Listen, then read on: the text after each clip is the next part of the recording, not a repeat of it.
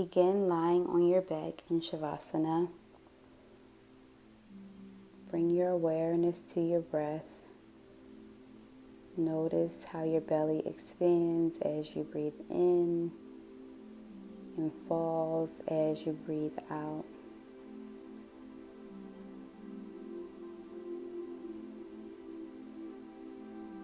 When you're ready, begin to roll your legs inwards so your toes are pointing up and your feet are parallel. Hold your hands above your chest with your fingers pointing straight up. You can hold a block in your hand if you have a block. Begin to engage your abdomen here. Lower your lower rib points down to your frontal hip points so you're not puffing your chest out. And with this activation of your abdomen, begin to lower the block behind you. And just stop at the point where you can no longer keep your back flat on the mat. And bring it back up above your chest. So exhale to lower the block behind you. Inhale to bring it back over your chest. Exhale to lower the block behind you. And hold it there wherever your lowest point is. Maybe your finger touches the floor, maybe not. We want to focus on activating your center. And when you're ready, release the block. Bring your knees bent to a 90-degree angle. Engage your lower back so there's just a small gap between the floor and your lower back.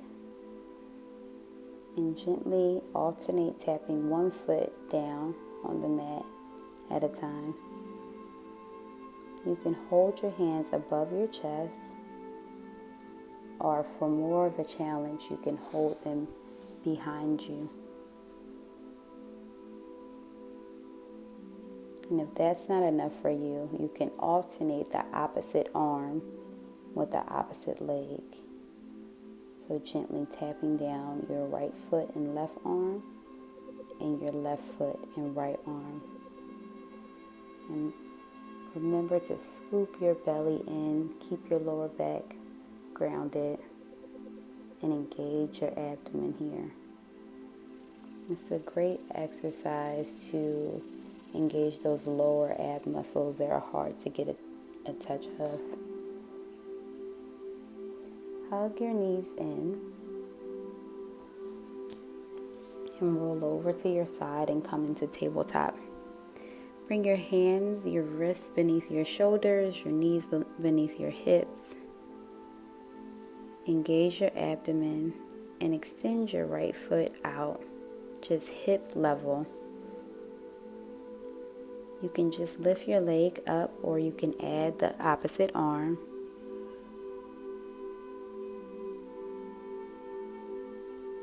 Make sure your toe is pointing straight down and your inner thigh is rolling inwards so that your leg isn't turning out. And switch to the other side. Again, you can do just the leg up, or you can do both leg and opposite arm. Engage your abdomen so that you're not lifting the leg and going into your lower back. Switch back to the other side. And this time lower down your foot and tap the floor and bring it back up.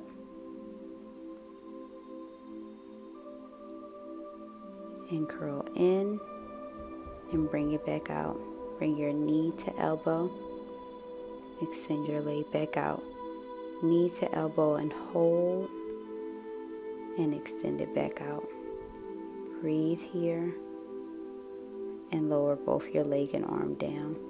Switch to the other side, lifting it just hip level and lower the toe down. Bring it back up. Toe down and bring it back up. And one more time. and back up. Then curl in and back out. Knee to elbow and back out. Knee to elbow and back out. And then lower both your leg and your hand to the mat. Bring your hands a couple of inches in front of you. Tuck your toes under and send your hips upwards and back for downward facing dog, Adho Mukha Svanasana. Press the mat away from you. And when you're ready, lift your right leg up, bend the right knee, step forward and ground your left heel to come up to Warrior One. You can also do Warrior One up against the wall with your heel against the wall. And then pivot your back heel to come up into crescent pose. Bring your hands to your hips and step in slightly and lift your back leg up. If you're at the wall, you can keep your foot on the wall for Virabhadrasana 3. You can also do this at the wall with your hands at the wall. Or you can just stay on your mat. Hug your knee into your chest. And then come into tree pose. So either bring your heel to your ankle, your calf, or bring your foot above your knee. We don't place the foot on the knee to protect your knee. You can bring your hands to heart or extend both hands up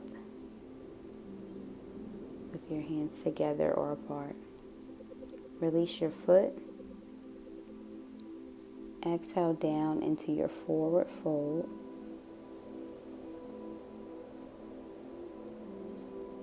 You can alternate your foot here.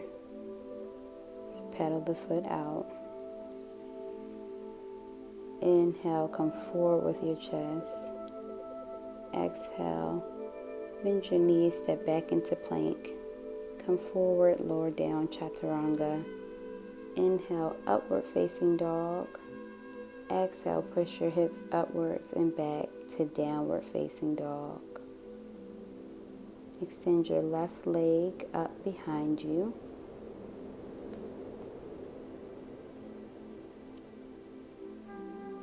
Bend the left leg and step forward into Warrior One.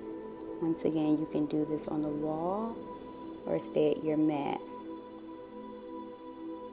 Pivot your back foot, coming into crescent pose on the other side, so you're on the ball of your back foot. And bend your front knee, but don't let the knee go beyond your ankle.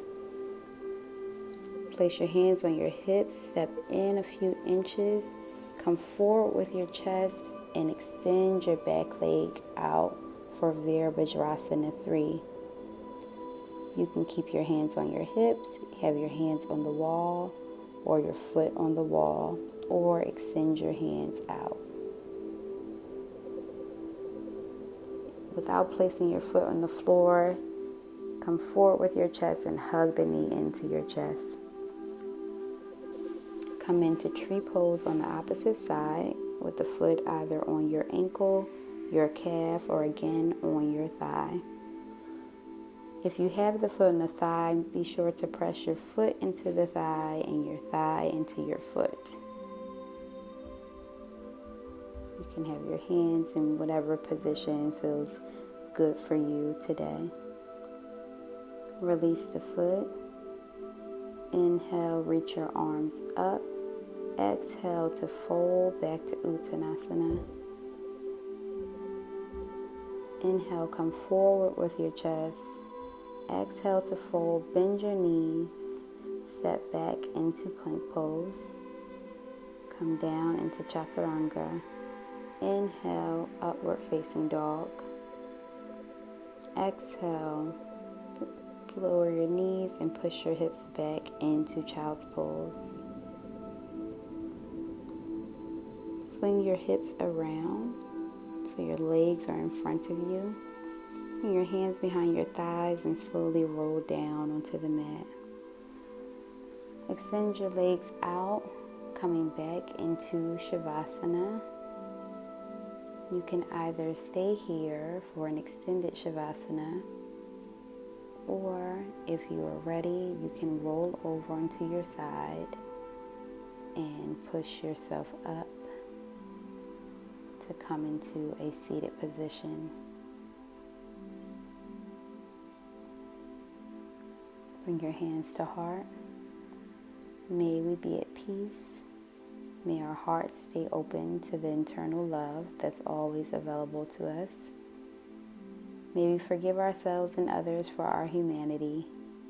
May we be healed, and may we be a source of healing in this world. Namaste.